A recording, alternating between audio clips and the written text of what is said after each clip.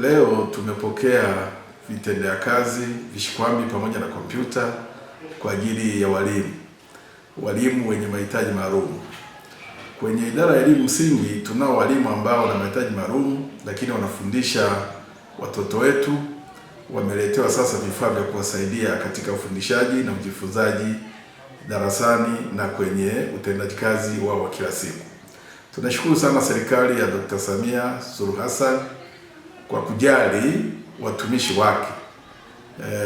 Mheshimiwa aliahidi ndani ya siku 100 atakuwa na mambo kadha wa kadha ya kutekeleza na kuyatolea taarifa kwa umma, ili umma ujue ndani ya siku 100 serikali imefanya vitu gani. Lakini ndani yake ni pamoja na kugawa visaidizi kwa walimu wenye mahitaji maalum. Lakini mbali na hivyo, tumepokea vitabu pia ambavyo vinaenda kutumika kwenye shule zetu za msingi.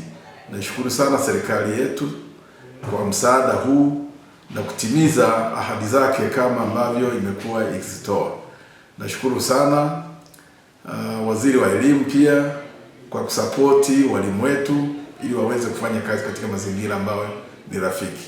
Walimu ambao wamepewa vifaa hivi, napenda kutoa rai tu kwamba wavitunze ili waweze kuendelea kuvitumia na kurahisisha ufanisi wa kazi zao.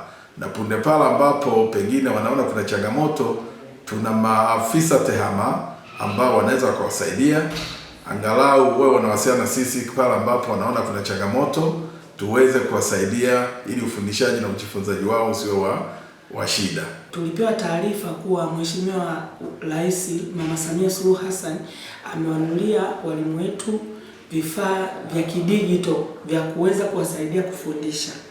Tulipopewa hiyo taarifa, nilienda TAMISEMI, Wizara ya Elimu, kwenda kuchukua vifaa. Wilaya ya Chunya tuna walimu wenye ulemavu wa 4 ambao wanatakiwa kupata vifaa visaidizi. Tuna mwalimu Mwatimba ambaye yeye amewezeshwa kifaa cha tablet. Kuna mwalimu wetu po sekondari ya Bitimanyanga, yeye amepewa laptop kwa ajili ya kumwezesha ufundishaji. Lakini kuna mwalimu wetu mmoja wa shule ya msingi Itewe hajafanikiwa kupata wheelchair, tumeahidiwa atapewa.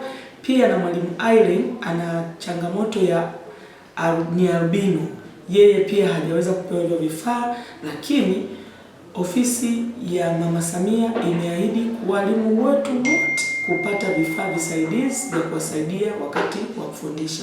Pia nitoe shukrani kwa mkurugenzi mtendaji ambaye aliniwezesha usafiri kwenda Dodoma TAMISEMI kwenda kuchukua vifaa hivi na kuweza kuwakabidhi walimu ili waweze kufundisha kwa ufanisi, wasijione wanyonge, waweze kuipenda kazi yao ya walimu.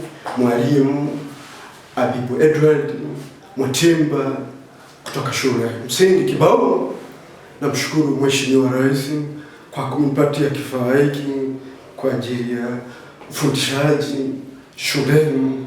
Nashukuru sana. Asante sana Mheshimiwa Rais wa Jamhuri ya Muungano wa Tanzania. Nashukuru sana kwa moyo wa dhati. Kabla ya kupata kifaa hiki nilikuwa natumia vifaa kama simu za kompyuta kwa ajili ya kufundishia.